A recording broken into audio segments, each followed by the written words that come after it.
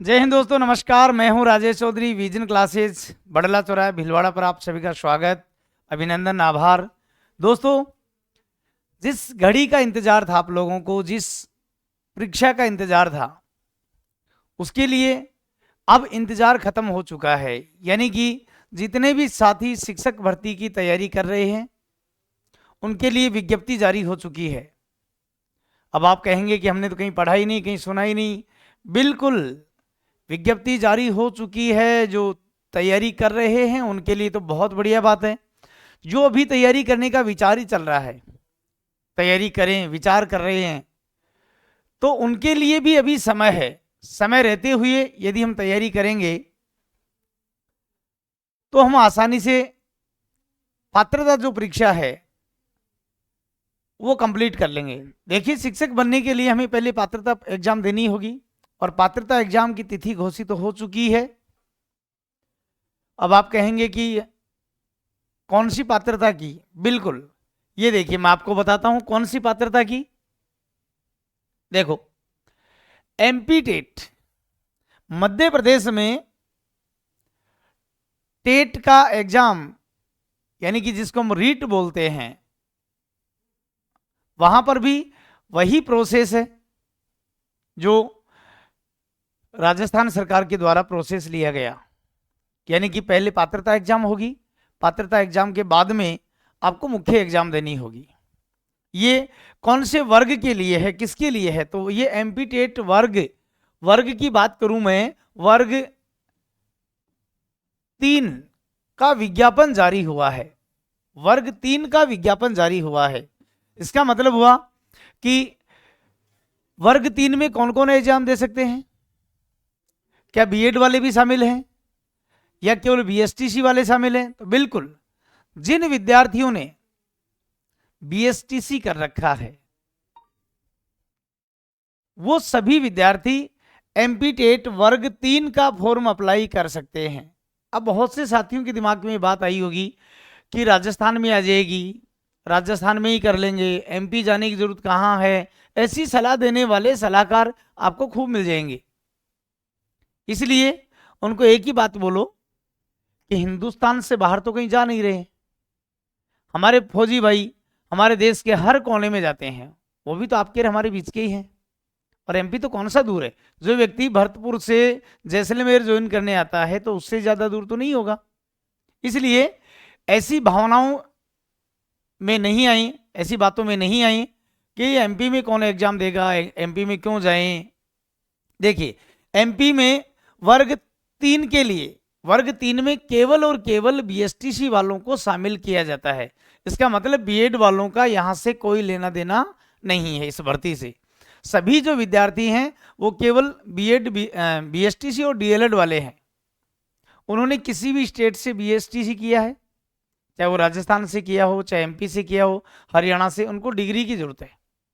ठीक है, पहली बात। अब कुछ विद्यार्थियों के एक फोन मैसेज आते हैं कि क्या हम लोग जो फर्स्ट ईयर में वो फॉर्म भर सकते हैं, जिनका कंप्लीट हो गया वही फॉर्म भर सकते हैं, या जो सेकेंड ईयर में वो फॉर्म भर सकते हैं? तो देखिए, जो विद्यार्थी सेकेंड ईयर में आ चुके हैं, प्रथम वर्ष का एग्जाम जिन्होंने दे दिया और सेकेंड ईयर में वो अपीयर हो चुके हैं, वो सभी विद्यार्थी एमपी टेट का एग्जाम दे सकते हैं।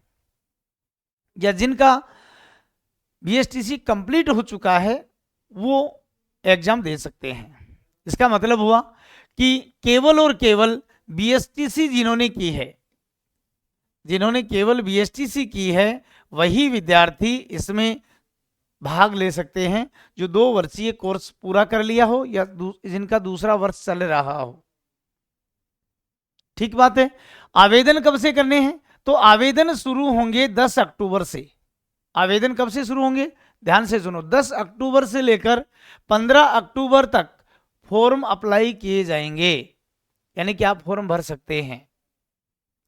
यदि आपको कोई संशोधन करवाना है तो संशोधन का समय दिया गया है 20 अक्टूबर तक।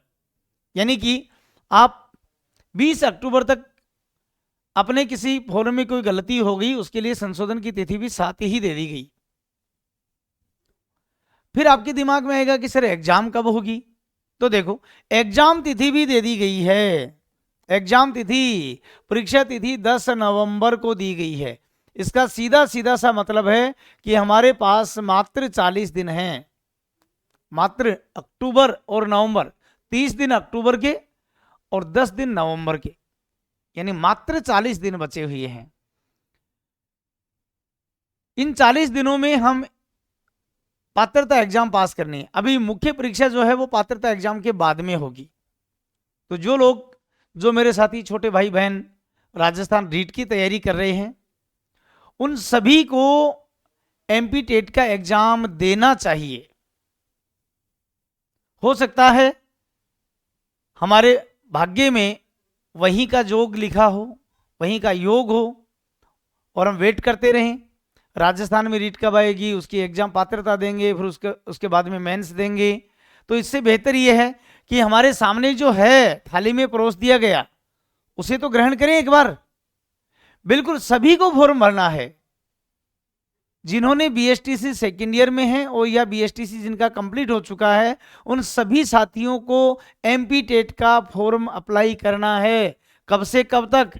ये 10 अक्टूबर से 15 अक्टूबर तक फॉर्म भरना है। यदि आपको कुछ संशोधन करवाना उस फॉर्म में तो वो 20 तारीख तक करवा सकते हैं। परीक्षा तिथि क्या रहेगी? परीक्षा तिथि क्या रहेगी? परीक्षा तिथि 10 नवंबर को है, यानी कि 10 नवंबर को आपकी एग्जाम हो जाएगी। एमपी के सभी, लगभग सभी बड़े शहरों में एग्जाम का आयोजन करवाया जाएगा।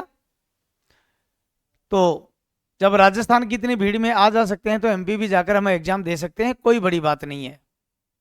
ठीक है, पाठ्यक्रम क्या रहेगा और कौन कौन परीक्षा दे सकते हैं? तो परीक्षा कौन दे सकते हैं ये मैंने बता ही दिया आपको।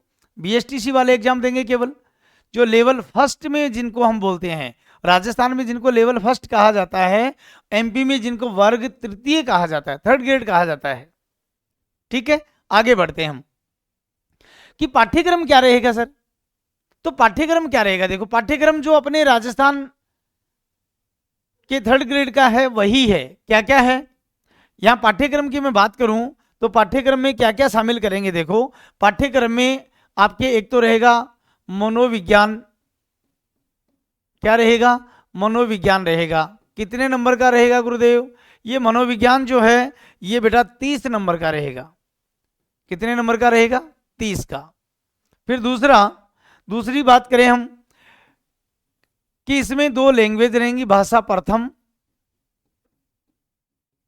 और भाषा द्वितीय। भाषा द्वितीय जो अपने राजस्थान में भी यही प्रोसेस है। अब भाषा आपके हिंदी, इंग्लिश, संस्कृत, उर्दू, पंजाबी जो भी आपको लेनी हो, गुजराती, वो आपके अनुसार आप चयन करेंगे। तो आपको 2 लैंग्वेज लेनी है। ये फर्स्ट लैंग्वेज और सेकंड लैंग्वेज दोनों का ही 30-30 नंबर का अंक रहेगा। 30-30 अंक का ये रहेगा। फिर आप बात करें हम कि गणित कितने नंबर का रहेगा, तो अपना जो गणित विषय है वो कितने नंबर का रहने वाला है? तो गणित भी आपके 30 नंबर का रहेगा। और 5वां पोर्शन हो जाएगा आपके पर्यावरण का।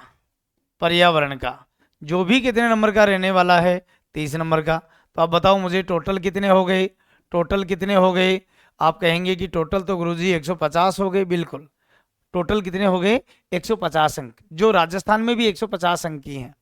ठीक है, एमपी के जो लोग हैं वो अपनी कैटेगरी में फॉर्म अप्लाई करेंगे, लेकिन जो साथी राजस्थान से फॉर्म अप्लाई करेंगे वो सभी साथी कौन सी कैटेगरी में गिने जाएंगे? वो जनरल कैटेगरी में ही गिने जाएंगे। ध्यान रखना, आप अपनी कैटेगरी की कोई महत्वता नहीं है। आप अपने स्टेट से बाहर जा रहे हैं, आप सभी को, सभी कैटेगरी को जनरल की श्रेणी में शामिल किया जाएगा। इसका सीधा सा मतलब हो गया कि आपको 60% अंक प्राप्त करने के लिए कितने अंक लेके आने होंगे? तो 90 अंकों की आवश्यकता होगी। कितने अंकों की आवश्यकता होगी? 90 अंकों की आवश्यकता होगी।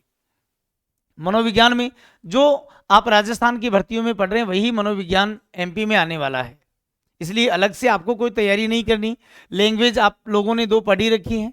गणित वही जोड़ बाकी गुना भाग, क्योंकि आपको 1 से 5 के बच्चों को पढ़ाना है, ज़्यादा हाई लेवल का नहीं आता है। पर्यावरण में वो सेम टॉपिक है, आवास, परिवार, बुराइयां, वो सेम है। अब आप कहेंगे सर एमपी का क्या आएगा इसमें?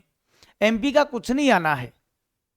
आप ये सोचो कि एमपी का जीके पढ़ना पड़ेगा क्या? नहीं, बिल्कुल नहीं पढ़ना आपको एमपी का जीके। यहाँ कहाँ आया एमपी का जीके, बताइए मुझे। कहीं पर भी एमपी के जीके का वर्णन नहीं किया गया। अर्थात एमपी का जीके से आपको कोई लेना देना नहीं है। आपको जो सिलेबस दिया गया है उसमें एमपी के जीके का कहीं वर्णन नहीं है। यानी कि पर्यावरण में कहीं एमपी का जीके नहीं है। आवास, बुराइयां, अंतरिक्ष यात्री, उनके बारे में पूछा गया, वही यहाँ है। गणित वही, आप राजस्थान में भी 2 और 2 4 होंगे तो एमपी में 2 और 2 6 नहीं होने वाले हैं। ठीक है, भाषा दोनों हिंदी अंग्रेजी, वहां संधि के 3 भेद हैं और यहाँ 5 भेद हो जाएंगे। ऐसा कोई प्रावधान नहीं है कि हम एमपी में जाएंगे तो वहां कुछ अलग पढ़ने को मिलेगा। मनोविज्ञान वही रहेगा, पूरे हिंदुस्तान का मनोविज्ञान एक ही, पूरी दुनिया का मनोविज्ञान एक ही है। इसलिए आपको कितने अंक लेके आने पड़ेंगे? 90, क्योंकि आप लोग कौन सी श्रेणी में शामिल होंगे? जर्नल श्रेणी में जाने वाले हैं। एग्जाम होने के बाद में आप ये मान के चलो कि 2025 जनवरी फरवरी में एमपी में भी निश्चित तौर से मेन एग्जाम कराने वाले हैं। क्योंकि उन्होंने देखो कितना समय दिया, केवल और केवल 40 दिन का समय दिया है। इसका मतलब वहां सरकार एक्टिव हो चुकी है, वैकेंसियां एमपी में बहुत सारी आने वाली हैं। इसलिए जितने भी मेरे साथी इस वीडियो को देख रहे हैं, सुन रहे हैं, वो अपने साथियों को भी बताएं जिन्होंने बीएसटीसी कर ली, उनके परिवारजनों को बताएं जिन्होंने बीएसटीसी कर लिया, सेकेंड ईयर में आ गई। वो सभी साथी एमपी टेट का फॉर्म अप्लाई करें और अपनी जो बुद्धिमता है, जो बुद्धि लब्धि है, या जो आपकी तैयारी है, कम से कम उसका आकलन हो जाएगा कि हम कितने अंकों तक पहुंचे हैं, हमारी तैयारी कैसी है, और हम जनरल फाइट करने वाले हैं कि नहीं, 90 अंक भी हमारे आएंगे कि नहीं आएंगे। साथ में वहाँ जब मुख्य परीक्षा होगी उसमें भी अप्लाई करके हम अपनी अगली तैयारी को और बेहतर बना सकते हैं। इसका मतलब आपको फॉर्म भरना है, यदि कोई संशोधन करवाना तो वो 20 तारीख तक संशोधन कराएं। नवंबर में आपकी एग्जाम है, सिलेबस पूरा यही रहने वाला है, सिलेबस कोई अलग से नहीं है। जो आप रीट 3rd ग्रेड की तैयारी कर रहे हैं वो सभी साथी इस फॉर्म को अप्लाई करें। और जो साथी अभी तैयारी की सोच ही रहे हैं कि हम 40 दिन में कैसे करेंगे, तो मैं आपको बता दूं कि विजन के इस YouTube प्लेटफॉर्म पर 40 दिनों तक दोनों लैंग्वेज, गणित, पर्यावरण, मनोविज्ञान की नियमित कक्षाएं रहने वाली हैं 1 तारीख से। साथ में यदि आप भीलवाड़ा के आसपास के रहने वाले हैं, अधिक जानकारी लेनी है, ऑफलाइन बैच ज्वाइन करना है, तो बल्ला चौराहे पर अपना ऑफलाइन कोचिंग सेंटर है। 40 दिन में हम आपसे यही कह सकते हैं कि आप जनरल कैटेगरी में 90 अंक लाने योग्य हो जाएंगे। विचार करने की कोई आवश्यकता नहीं, जितना जल्दी हो आइए, पधारिए, ज्वाइन कीजिए और अपनी तैयारी को सुदृढ़ कीजिए। तो आज के इस वीडियो में इतना ही। जब और कोई नई अपडेट आएगी आप साथियों से मैं लाइव आकर बात कर लूँगा। कोई भी दिक्कत हो, कुछ और पूछना हो आपको, तो कमेंट बॉक्स में कमेंट कर दीजिएगा, मैं आपके कमेंट का जवाब दे दूंगा। थैंक यू, बहुत बहुत धन्यवाद आप सभी को। नमस्कार।